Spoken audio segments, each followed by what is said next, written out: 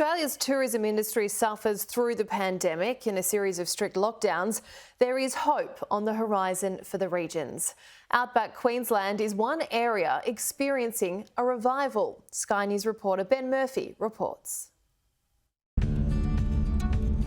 On the majestic Thompson River, hope is on the horizon.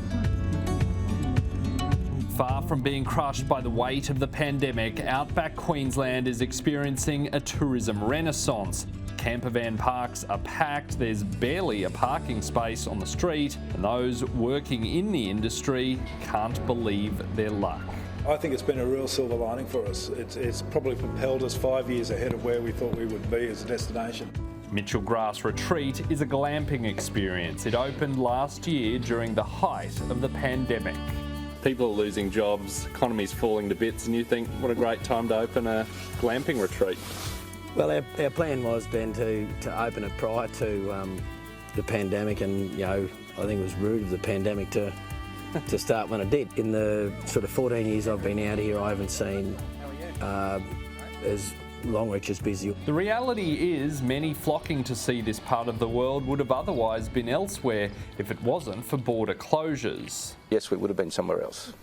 I think a lot of people have brought forward what they were going to do in a few years' time. The borders are shut and we can't get overseas, so I always thought we'd do something like this, but not now. But now the border's shut, yeah, we're here. Until you actually come out and experience it, and then you think, oh, why didn't I do this years ago?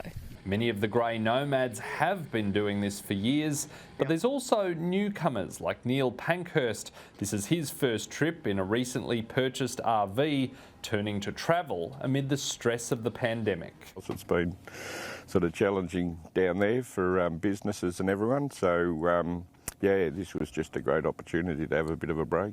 Neil left before the Victorian lockdown. Understandably, he's in no rush to go back. We pulled up just in free camps and different spots along the way. It's great to be able to just sit around a campfire and see the stars. Smithy's Outback Dinner and Show provides a different type of after-dark experience.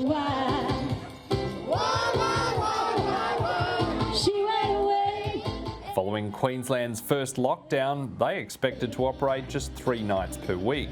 Doing 7 nights a week now, and we're doing up to 100 a night.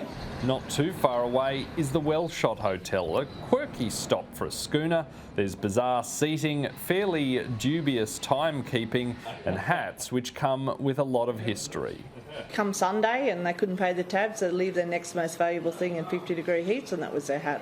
Though an unmissable feature is the cash on the roof, all part of a pub game for charity and an irresistible opportunity to win a free beer. Right, hard as you can. There you go. How's that? And now I can stand under it and wait for the coin to drop out in 2 or 3 days' time. You get a free beer. It didn't drop while we were there, but in true Outback spirit, we still got the beer. Let's cheers that. Cheers. For all the fun though, this is a serious business. Revenue has doubled since the pandemic started. People are actually coming to see what's going on out here and what we have available, and the experience, and the flies are free. Even the region's most established operators have been tapping into new markets. Stockman's Hall of Fame has had an overhaul costing $15 million and taking 4 years. We're turning people away. It's all bookings now. Well, that's never been the case before. You used to be able to walk into anywhere in the bush and just go in and see things. It's a similar story at the Qantas Founders Museum. Growth figures have well and truly taken off over the past 12 months. We're currently 70% up on what we should be experiencing this time of year. Their $14 million upgrades include this elaborate light show, big expectations for years to come. The Outback has just got so much to offer with world-class product. I think that's going to keep driving our market for the next 3 to 5 years. An optimistic outlook for a new dawn in Outback tourism.